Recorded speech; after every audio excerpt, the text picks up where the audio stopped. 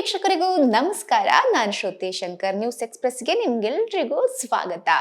ಇವತ್ತು ಎಲ್ಲಿ ಏನಾಗಿದೆ ಅನ್ನುವ ಕುತೂಹಲ ನಿಮಗಿದೆಯಾ? ಹಾಗಾದ್ರೆ ಈ ಟಾಪ್ 10 ಸ್ಟೋರಿ ನಿಮ್ಗಾಗಿ. ಕಳೆದ 2 ವರ್ಷಗಳಲ್ಲಿ ಮದ್ಯ ನೀತಿ ಹಗರಣದ ಬಗ್ಗೆ ಬಿಜೆಪಿಯ ಎಲ್ಲಾ ಏಜೆನ್ಸಿಗಳು ಹಲವಾರು ದಾಳಿಗಳನ್ನು ನಡೆಸಿ ಹಲವಾರು ಜನರನ್ನ ಬಂಧಿಸಿವೆ. ಆದರೆ ಅವರಿಗೆ ಭ್ರಷ್ಟಾಚಾರದ ಒಂದು ಸುಳಿವು ಸಿಕ್ಕಿಲ್ಲ. ಎಲ್ಲಾ ಕೋಟಿಗಳು ಎಲ್ಲಿ ಹೋದ್ವು? ಹಣವೆಲ್ಲ ಗಾಳಿಗೆ ಮಾಯವಾಗಿದೆಯೇ ಅಂತ ಮುಖ್ಯಮಂತ್ರಿ ಅರವಿಂದ್ ಕೇಜ್ರಿವಾಲ್ ಅವರು ಬಿಜೆಪಿಯನ್ನ ಪ್ರಶ್ನಿಸಿದ್ದಾರೆ. ಹಾಗೂ ಬಿಜೆಪಿ ತನ್ನನ್ನ ಬಂಧಿಸಲು ಯತ್ನಿಸ್ತಾ ಇದೆ. ಲೋಕಸಭೆ ಚುನಾವಣೆಗೆ ಪ್ರಚಾರ ಮಾಡದಂತೆ ಸಮನ್ಸ್ ಕೂಡ ಜಾರಿ ಮಾಡಲಾಗಿದೆ ಎಂದು ಆರೋಪಿಸಿದ್ದಾರೆ. ರಣಬೀರ್ ಅವರ ಇತ್ತೀಚಿನ ಚಿತ್ರ ಅನಿಮಲ್ ಯಶಸ್ಸಿನ ನಂತರ ಎಲ್ಲರನ್ನ ಸಸ್ಪೆನ್ಸ್ ನಲ್ಲಿ ಇರಿಸಿದ್ರು. ಇಂದು ರಣಬೀರ್ ಕಪೂರ್ ಮತ್ತು ಸಾಹಸ ನಿರ್ದೇಶಕ ರೋಹಿತ್ ಶೆಟ್ಟಿ ಒಳಗೊಂಡ ಸ್ನ್ಯಾಪ್ ಸಾಮಾಜಿಕ ಮಾಧ್ಯಮದಲ್ಲಿ ಸಂಚಲನ ಸೃಷ್ಟಿ ಮಾಡ್ತಾ ಇದೆ. ಇದು ಚಿತ್ರಕ್ಕಾಗಿಯೋ ಜಾಹೀರಾತಿಗಾಗಿಯೋ ಅಥವಾ ರಣಬೀರ್ ಸಿಂಗಮ್ ಅಗೈನ್ ನಲ್ಲಿ ಅತಿಥಿ ಪಾತ್ರದಲ್ಲಿ ನಟಿಸುತ್ತಿದ್ದಾರೆಯೋ ಅನ್ನುವಂಥದ್ದು ಇನ್ನೂ ತಿಳಿದಿಲ್ಲ. ರಣಬೀರ್ ಅನ್ನ ಪೊಲೀಸ್ ಸಮವಸ್ತ್ರದಲ್ಲಿ ನೋಡುವುದಂತೂ ಕಿಕ್ ಕೊಡುವಂತಿದೆ.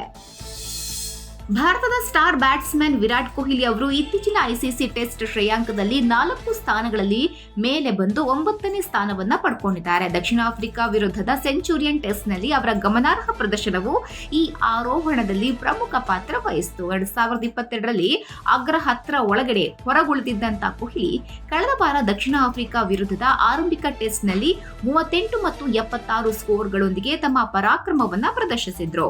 ಐಸಿಸಿ ಪ್ರಕಾರ ಅಗ್ರ ಶ್ರೇಯಾಂಕದ ಟೆಸ್ಟ್ ಬ್ಯಾಟ್ಸ್ಮನ್ಗಳಲ್ಲಿ ತಮ್ಮ ಸ್ಥಾನವನ್ನ ಮರಳಿ ಪಡೆದಿದ್ದಾರೆ ಕೊಹ್ಲಿ. ಮುಖ್ಯಮಂತ್ರಿ ಸಿದ್ದರಾಮಯ್ಯ ಪ್ರತಿನಿಧಿಸುವಂತ ನಂಜನಗೂಡು ತಾಲೂಕಿನ ವರ್ಣ ವಿಧಾನಸಭಾ ಕ್ಷೇತ್ರದ ದಾಸನೂರು ಗ್ರಾಮದ ಸರ್ಕಾರಿ ಹಿರಿಯ ಪ್ರಾಥಮಿಕ ಶಾಲೆಯಲ್ಲಿ ಕಾರ್ಯನಿರ್ವಹಿಸುತ್ತಿರುವಂತಹ ಪ್ರಭಾರ ಮುಖ್ಯ ಶಿಕ್ಷಕ ಪಿ ಪ್ರಕಾಶ್ ಎಂಬಾತ ಶಾಲಾ ಮಕ್ಕಳಿಗೆ ಲೈಂಗಿಕ ಕಿರುಕುಳ ಕೊಡ್ತಾ ಇದ್ದು ಅಸಭ್ಯವಾಗಿ ವರ್ತನೆ ಮಾಡ್ತಿದ್ದಾನೆ. ಈ ಬಗ್ಗೆ ಮಕ್ಕಳು ಪೋಷಕರೊಂದಿಗೆ ಹೇಳ್ಕೊಂಡಿದ್ದಾರೆ.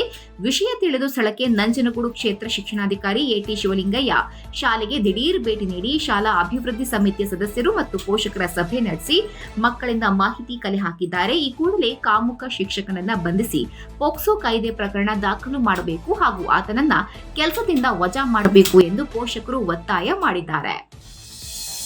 ನ್ಯಾಯಪೀಠದ ಮುಂದೆ ವಾದ ಮಂಡಿಸುವಾಗ ಏರು ಧ್ವನಿ ಎತ್ತದಂತೆ ಸುಪ್ರೀಂ ಕೋರ್ಟ್ ಮುಖ್ಯ ನ್ಯಾಯಮೂರ್ತಿ ಡಿವೈ ಚಂದ್ರಚೂಡ್ ಅವರು ವಕೀಲರಿಗೆ ವಾರ್ನಿಂಗ್ ಕೊಟ್ಟ ಪ್ರಸಂಗ ನಡೆದಿದೆ. ನಿಮ್ಮ ಧ್ವನಿಯನ್ನ ಕಡಿಮೆ ಮಾಡಿ, ಇಲ್ಲ ಅಂದ್ರೆ ನ್ಯಾಯಾಲಯದಿಂದ ಹೊರಗೆ ತೆಗೆದುಹಾಕ್ತೇನೆ ಎಂದು ಹೇಳಿದ್ದಾರೆ. ಪ್ರಕರಣವೊಂದರಲ್ಲಿ ವಾದ ಮಂಡಿಸುವಾಗ ಏರು ಧ್ವನಿ ಮಾಡಿದ ವಕೀಲರಿಗೆ ಚಂದ್ರಚೂಡ್ ಅವರು ಬಿಸಿ ಮುಟ್ಟಿಸಿದ್ದಾರೆ. ಅಮೀರ್ ಖಾನ್ ಪುತ್ರಿ ಇರಾ Khan celebrity gym trainer Nupur Shikhar ಜೊತೆ ದಾಂಪತ್ಯ ಜೀವನಕ್ಕೆ ಕಾಲಿಟ್ಟಿದ್ದಾರೆ. ಮುಂಬೈನ ತಾಜ್ ಹೋಟೆಲ್ನಲ್ಲಿ ಅದ್ದೂರಿಯಾಗಿ ಮದುವೆ ನಡೆಯಿತು. ಮದುವೆಯಲ್ಲಿ ಮಾಜಿ ಪತ್ನಿಯರಾದ ರೀನಾ ದತ್ತಾ ಹಾಗೂ ಕಿರಣ್ ರಾವ್ ಸೇರಿದಂತೆ ಅವರ ಕುಟುಂಬದ ಸದಸ್ಯರು ಭಾಗವಹಿಸಿದ್ರು. 26 ವರ್ಷದ ಇರಾ ಸಾಂಪ್ರದಾಯಿಕ ಉಡುಗೆ ಹಾಕಿ ತುಂಬಾ ಸಿಂಪಲ್ ಆಗಿ ಕಾಣಿಸ್ತಾ ಇದ್ದು 3 ವರ್ಷದಿಂದ ನೂಪುರ್ ಅವರನ್ನ ಪ್ರೀತಿಸ್ತಾ ಇದ್ರು. 2023ರಲ್ಲಿ ಎಂಗೇಜ್ಮೆಂಟ್ ಆಗಿ ನಿನ್ನೆ ವೈವಾಹಿಕ ಜೀವನಕ್ಕೆ ಕಾಲಿಟ್ಟಿದ್ದಾರೆ. ಭಾರತದಲ್ಲಿ ಕಳೆದ 24 ಗಂಟೆಗಳಲ್ಲಿ 760 ಕೊರೋನಾ ಪ್ರಕರಣಗಳು ಪತ್ತೆಯಾಗಿವೆ. 2 ಮೃತಪಟ್ಟಿದ್ದಾರೆ ಎಂದು ಕೇಂದ್ರ ಆರೋಗ್ಯ ಸಚಿವಾಲಯ ಗುರುವಾರ ತಿಳಿಸಿದೆ. ಸಕ್ರಿಯ ಪ್ರಕರಣಗಳು ನಿನ್ನೆಯ 4440 ಪ್ರಕರಣಗಳಿಗಿಂತ ಇಳಿಕೆ ಕಂಡಿದ್ದು 4423ರಷ್ಟಿದೆ ಮತ್ತು 2 ಸಾವುಗಳು ಕೇರಳ ಮತ್ತು ಕರ್ನಾಟಕದಿಂದ ವರದಿಯಾಗಿದೆ ಅನ್ನುವಂತಹ ಮಾಹಿತಿ ಲಭ್ಯವಾಗಿದೆ. ಅರಬ್ಬಿ ಸಮುದ್ರದಲ್ಲಿ ವಾಯುಭಾರ ಕುಸಿತಗೊಂಡ ಪರಿಣಾಮ ಬುಧವಾರ ಮಧ್ಯರಾತ್ರಿಯಿಂದ ಬೆಳಕಿನ ಜಾವದವರೆಗೆ ದಕ್ಷಿಣ ಕನ್ನಡ, ಮಲೆನಾಡು ಜಿಲ್ಲೆಯಾದ್ಯಂತ ಹಲವು ಕಡೆ ಉತ್ತಮ ಮಳೆಯಾಗಿದೆ. ಬುಧವಾರ ದಿನವಿಡೀ ಜಿಲ್ಲೆಯಲ್ಲಿ ಮೋಡ ಮುಸುಕಿದ ವಾತಾವರಣ ಕಂಡುಬಂದಿತ್ತು. ಇಂದು ಬೆಳಗ್ಗೆಯೂ ಮಳೆಯ ತುಂತುರು ಹನಿ ಸುರಿತಾ ಇದೆ. ಅರಬ್ಬಿ ಸಮುದ್ರ ಮಟ್ಟದಲ್ಲಿ ವಾಯುಭಾರ ಕುಸಿತವಾಗಿದೆ. ಪರಿಣಾಮ ಆಗ್ನೇಯ ಅರಬ್ಬಿ ಸಮುದ್ರ ಮಟ್ಟದಿಂದ 5.8 ಕಿಲೋಮೀಟರ್ ಎತ್ತರದಲ್ಲಿ ಸುಳಿಗಾಳಿ ಸೃಷ್ಟಿಯಾಗಿದೆ. ಇದರಿಂದ ಒತ್ತಡ ನಿರ್ಮಾಣಗೊಂಡು ಕರಾವಳಿ ಭಾಗದಲ್ಲಿ ಮಳೆಯಾಗ್ತಿದೆ. ಶ್ರೀರಾಮ ಸಸ್ಯಾಹಾರಿಯಲ್ಲ ಮಾಂಸಾಹಾರಿ ಎಂದು ಎನ್ಸಿಪಿ ಶರದ್ ಪವಾರ್ ಬಣದ ಶಾಸಕ ಮತ್ತು ಮಾಜಿ ಸಚಿವ ಜಿತೇಂದ್ರ ಆವಾದ್ ವಿವಾದಾತ್ಮಕ ಹೇಳಿಕೆ ಕೊಟ್ಟಿದ್ದಾರೆ. ಇವರ ಹೇಳಿಕೆ ವಿರುದ್ಧ ಬಿಜೆಪಿ ಹಾಗೂ ಹಿಂದೂ ಸಂಘಟನೆಗಳು ವಿವಾದಾತ್ಮಕ ಹೇಳಿಕೆ ನೀಡಿದ್ದಾರೆ. 14 ವರ್ಷಗಳ ಕಾಲ ಕಾಡಿನಲ್ಲಿ ವಾಸಿಸುವ ವ್ಯಕ್ತಿಯು ಸಸ್ಯಾಹಾರವನ್ನ ಹುಡುಕಲು ಎಲ್ಲಿಗೆ ಹೋಗ್ತಾರೆ? ರಾಮ ಕ್ಷತ್ರಿಯರು ಎಂದೂ ಮಾಂಸಾಹಾರಿಗಳು, ರಾಮ ಕೂಡ ಮಾಂಸಾಹಾರಿ ಎಂದಿದ್ದಾರೆ ಜಿತೇಂದ್ರ ಆವಾದ್.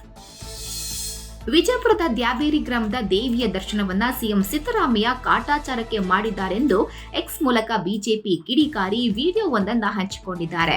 ಸಿದ್ದರಾಮಯ್ಯ ಅವರು ಮಸೀದಿ ದರ್ಗಾ ಹೋಗಿ ಕೊಟ್ಟದ್ದನ್ನೆಲ್ಲ ಮೈ ಮೇಲೆ ಹಾಕೊಳ್ತಾರೆ, ಆದ್ರೆ ದೇವಿ ದರ್ಶನ ಮಾಡೋದಕ್ಕೆ ಸಮಯವಿಲ್ಲ ಅಂತ ಹೇಳಿ ಬಿಜೆಪಿ ತರಾಟೆಗೆ ತೆಗೆದುಕೊಂಡಿದೆ. ಇದಾಗಿತ್ತು ಇವತ್ತಿನ ನ್ಯೂಸ್ ಎಕ್ಸ್‌ಪ್ರೆಸ್. ನಾಳಿನ ಸುದ್ದಿಯಲ್ಲಿ ಮತ್ತೆ ಸಿಗೋಣ. ನಮಸ್ಕಾರ.